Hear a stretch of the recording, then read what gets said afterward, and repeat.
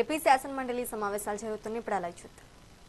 అధ్యక్ష, ఇవాళ మంత్రి గారు మాట్లాడుతూ దాదాపు 7 లక్షల పైచిలకు నష్టపోయినటువంటి రైతాంగానికి నష్టపరిహారం ఇచ్చామని సమాధానంలో చెప్తున్నారు. అధ్యక్ష, ఇది కరెక్ట్ కాదు అధ్యక్ష. ఎందుకంటే రైతులతో మేము ఇంటరాక్ట్ అయినప్పుడు ఈ రోజుకి వాళ్ళకి వచ్చినటువంటి నష్టపరిహారం కనీసం 30% కూడా అందలేదన్నటువంటి అభిప్రాయాన్ని రైతాంగం మాట్లాడుతున్నాడు. అధ్యక్ష, కాబట్టి ప్రభుత్వం ఇవాళ కాఫీ రైతుల్ని ప్రోత్సహించాలన్నటువంటి ప్రధానమైనటువంటి ధ్యేయంతో ముందుకెళ్తుంది.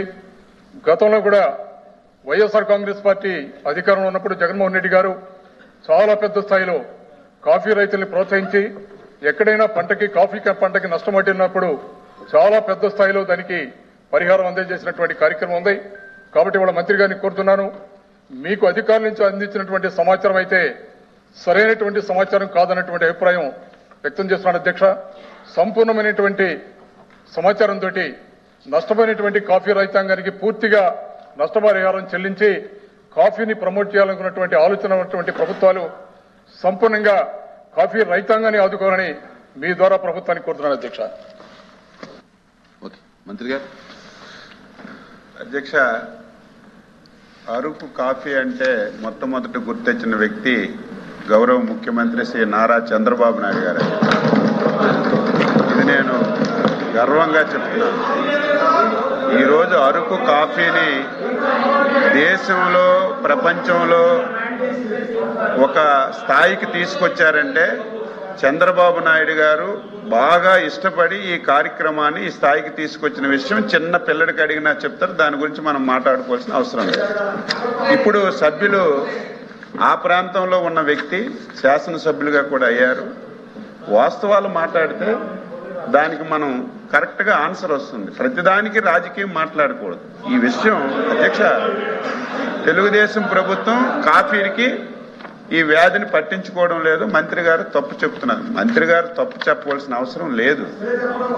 అధ్యక్ష, ఈ వ్యాధి వచ్చిందని చెప్పి ఏదైతే కాఫీ బెర్రీ బోరర్ అని వచ్చిందని ఒక పేపర్లో చిన్న ఐటెం వచ్చింది. అధ్యక్ష, వచ్చిన వెంటనే రాష్ట్ర ప్రభుత్వం అప్రమత్తమై ముఖ్యమంత్రి గారు ఒక రివ్యూ తీసుకొని ఒక వాట్సాప్ గ్రూప్ ఏర్పాటు చేసి ఇటు వైఎస్ఆర్ హార్టికల్చర్ యూనివర్సిటీ సైంటిస్టుల్ని, కాఫీ బోర్డు ఆఫీసర్ని, రాష్ట్రంలో ఉన్నటువంటి హార్టికల్చర్ హెడ్స్ అందరినీ ముఖ్యమంత్రి గారు నేను ఆ గ్రూప్లో ఉండి ప్రతి నిమిషం దీని మీద పర్యవేక్షణ చేశాం. అధ్యక్ష, దీన్ని మొదట్లో మనం అరికట్టకపోతే అరకులో చాలా నష్టం జరుగుతుంది, కాఫీ రైతులు చాలా ఇబ్బంది పడతారని చెప్పి డే 1 నుంచి మేము దీని మీద ప్రత్యేకంగా దృష్టి పెట్టడం వల్ల అధ్యక్ష దీన్ని 60.8 హెక్టార్లకు మాత్రమే దీన్ని కంట్రోల్ చేయగలిగాం. అధ్యక్ష, మొత్తం మనకి 1,03,200 హెక్టార్లలో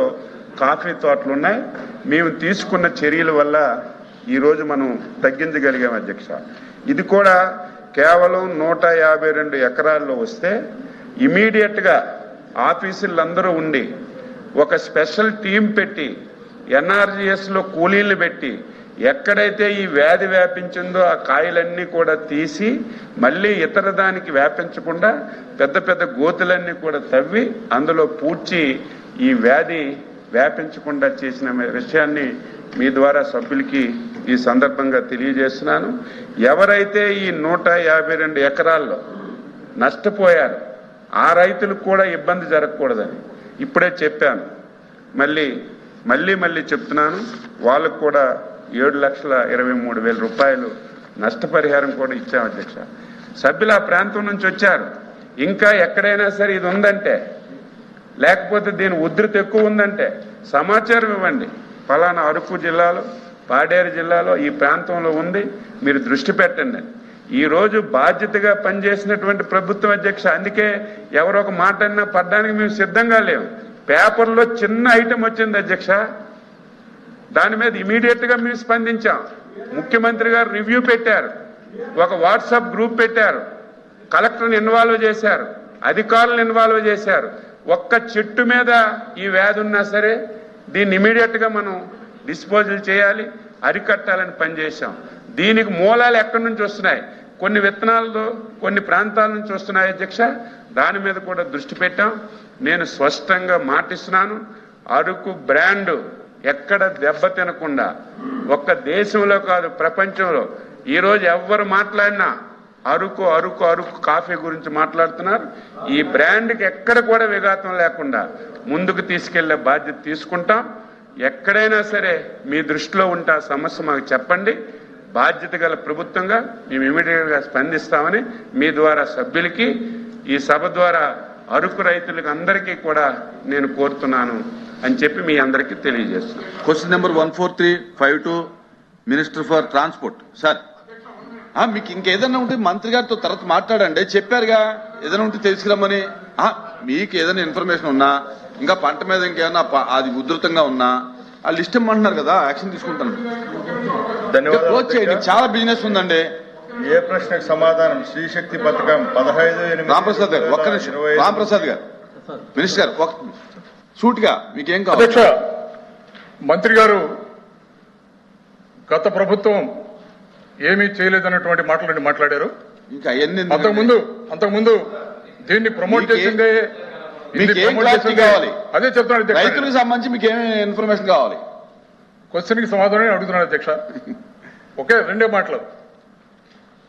1898లో ఆనాడు బ్రిటిష్ గవర్నమెంట్ ఈస్టర్న్ ఘాట్స్ లో బ్రహ్మాండమైనటువంటి వాతావరణం, అనుకూలమైనటువంటి భూమి ఉందని.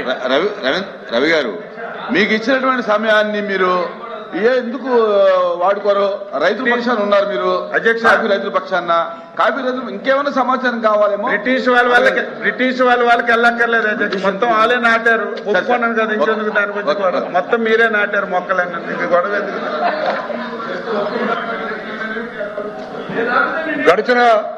గడిచిన టీడీపీ అధికారంలో ఉన్నప్పుడు 1,00,000 ఎకరాల్లో కాఫీ అదనంగా పంట ఏర్పాటు చేస్తామని ఈ రోజు కూడా చెప్పిన మాట మీద ప్రభుత్వం అధ్యక్ష.